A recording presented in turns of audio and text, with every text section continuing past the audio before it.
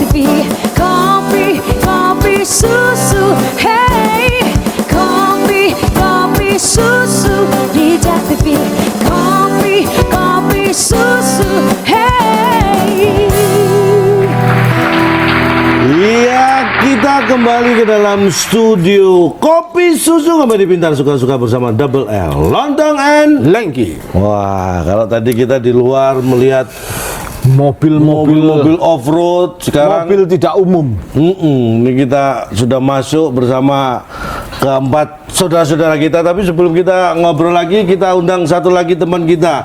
Beliau ini artis, tapi juga menjadi duta SAR. Mungkin kamu baru dengar kan? Yang Ada saya tahu duta kan SAR. duta negara sahabat, Duta besar itu namanya. duta kecantikan. Ada duta Selaun Seven.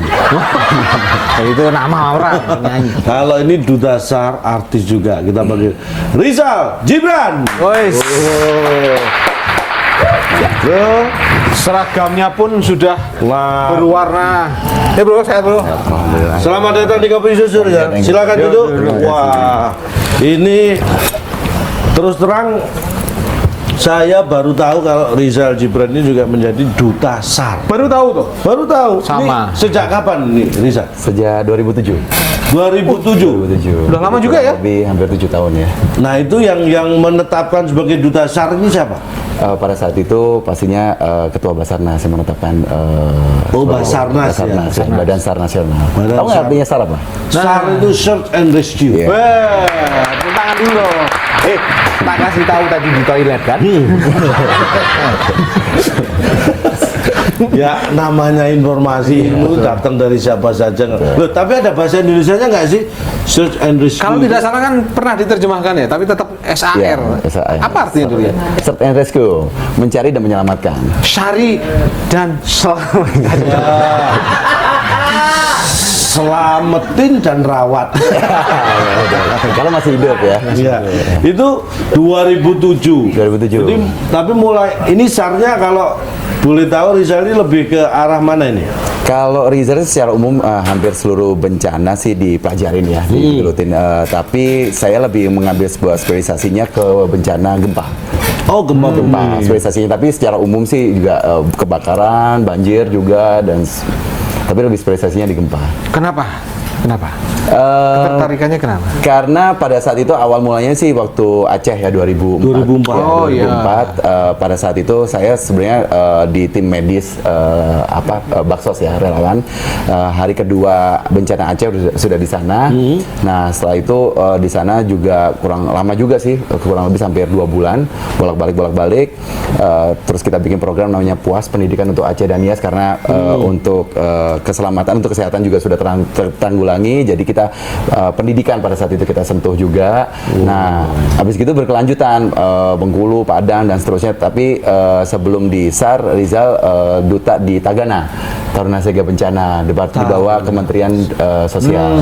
Jadi sudah tidak asing ya. Bencana. Jadi kurang lebih kalau untuk intensnya itu benar-benar menggeluti dan terpanggilnya dari 2004 pada saat tsunami Aceh. Aceh itu ya. Itu bencana nasional. Tepuk tangan dulu dong.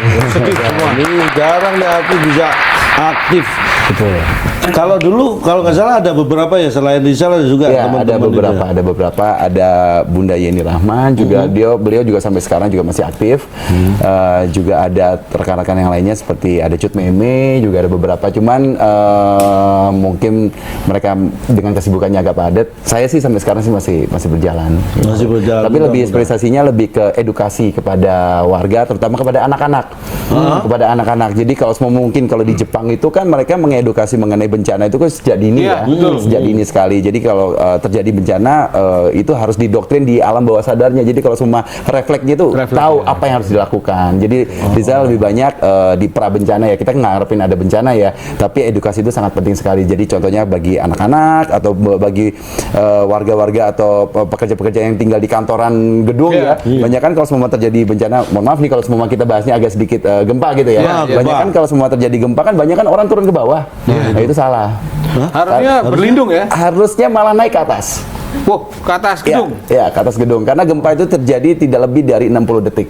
Sangat cepat sekali gitu. Makanya waktu kejadian di Padang itu banyak sekali sandwich mayat ya. Jadi di lorong tangga tuh jadi sandwich mayat, jadi cowok, cewek numpuk semuanya. Jadi ambles ke bawah. Karena gempa itu kan ambles ke bawah kan gitu. Jadi harus yang dilakukan itu adalah naik ke atas atau berlindung. Nah, untuk teknik berlindungnya juga ada teknik. Jadi seperti di siku, di bawah meja gitu. Oh, tempat-tempat yang aman. Yang tempat-tempat yang Ya biasanya orang dengan ketinggian tubuh seperti ini kan paling keblekan duluan dia. Saya kan bisa di bawahnya. Enggak, ini kata-katanya yang saya kurang tahu. Nah, yang Keblekan. Keblekan itu bahasa apa? Ini dalam bahasa SAR nggak ada ini. Ini korban keblekan. Nah, apa keblekan?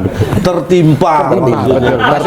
Maksud saya itu tadi. Di Jepang itu memang bencana yang namanya gempa bumi itu saking seringnya ya. Iya. Jadi justru mungkin yang di sana disosialisasikan kalau nggak ada gempa itu harus ngapain gitu. Iya. Ya, tapi benar juga pertanyaannya, kalau tidak ada gempa apa yang harus dilakukan? Evaluasi. Evaluasi. Jadi harus ada evaluasi terus. Jadi biasanya kalau di gedung-gedung kan sekarang sudah ada standar rescue ya. Ya, benar. Jadi setiap 3 bulan atau 4 bulan sekali tanpa diberitahukan gitu kan, ada simulasi. Ada simulasi, jalur evakuasi. tiba-tiba sirine dibunyikan. Nah, itu harus mereka harus refleks apa yang harus dilakukan. Oh, terus bangunannya digoyang-goyang itu Ya kan? enggak dong, refleks aja kebakaran atau gimana gitu. Bahkan juga untuk edukasi pakai, kadang-kadang di sana juga pakai lagu. Hah? Untuk anak-anak pakai lagu untuk gempa. Oh, agar apa namanya? Gampang diingat. Fun ya, biar Agar fun. gampang diingat. Oh, pakai lagu. Iya. Aku tahu lagunya Pak. Coba, Berhubungan dengan gempa kan. Ya, apa? Goyang dombret. Kalau itu orang nggak menyelamatkan diri, goyang semua malah Gampang sih bahaya. lagunya Calontong. Gimana? Kalau ada gempa, lindungi kepala. Nah. Kalau ada gempa, ngumpet di kolong meja. Kalau ada gempa, jauhi dari kaca. Kalau ada gempa, lari ke lapang terbuka. Tot. Hey! Iya.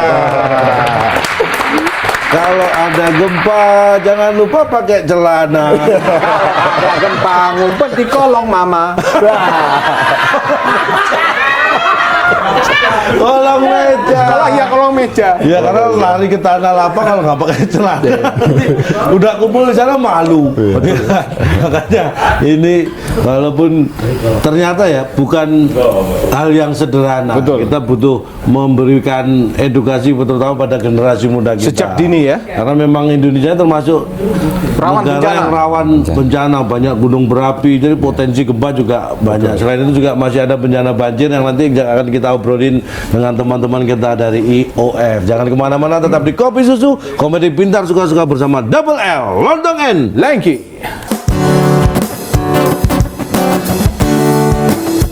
How we love a viral here in our blood. The kind of blood you send for us. We grab a different kind of fast. Let me be a ruler. You can call me Queen Bee, and baby I rule. Let me live that fantasy. banjir tuh boleh asal 3 cm. Oh, ya kan namanya juga langganan. Itu air tergenang. Banjir ya. Terkesan dalam apa namanya berpartisipasi dalam membantu korban banjir. Apakah pernah ikut hanyut atau apa? Ada juga temen yang